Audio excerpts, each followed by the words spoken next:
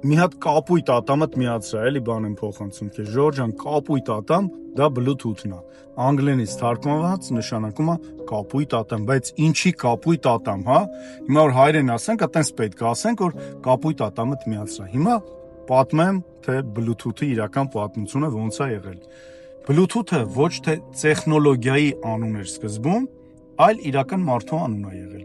Վիկինգ արքա Հարայդ Bluetooth-ի անունն է եղել։ Նա ապրել է 19-րդ դարում, Ժողովուրդ ջան, Դանիայում ու Նորվեգիայում։ Նա հայտնի էր նրանով, որ միավորել է սկանդինավյան ցեղերը մեկ թագավորության տակ։ Այսինքն ինքը այդ բոլոր սկանդինավյան ցեղերին միավորել է Bluetooth-ը։ Ասում են արքայի մեկ ատամը մուգ էր, մուգ կապույտ է եղել, դրա համար իրան ասել են Bluetooth, այսինքն կապույտ ատամ, բառացիորեն,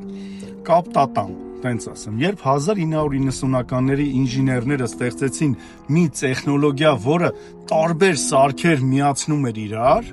այսինքն հեռախոսներ, կոմպյուտերներ, տենց տարբեր սարքավորումներ կարողանում էր միավորել իրար, նրանք որոշեցին, որ այդ անունը դնել Bluetooth, այդ արքայի անունով։ Այսինքն տեխնոլոգիան էլ էր միավորում, այդ Bluetooth արքան էլ էր միավորում։ Իսկ լոգոն, այն կապույտ նշանը ձեր հեռախոսում որ կա, իրականում բաղկացած է վիկինգյան երկու հնագույն նշաններից, ես այստեղ կդնեմ։ Ուրեմն այս մեկը նշանակում է H, այն մյուս Harald, այն մյուսը նշանակում է B, Bluetooth։ Երբ այս երկու նշանները միացնում ես իրար, ստացվում է հենց այն նշանը, որ բոլորս գիտենք, Bluetooth-ի նշանը։ Ես էլ այսքանը, Ժողովուրդ ջան, իմացանք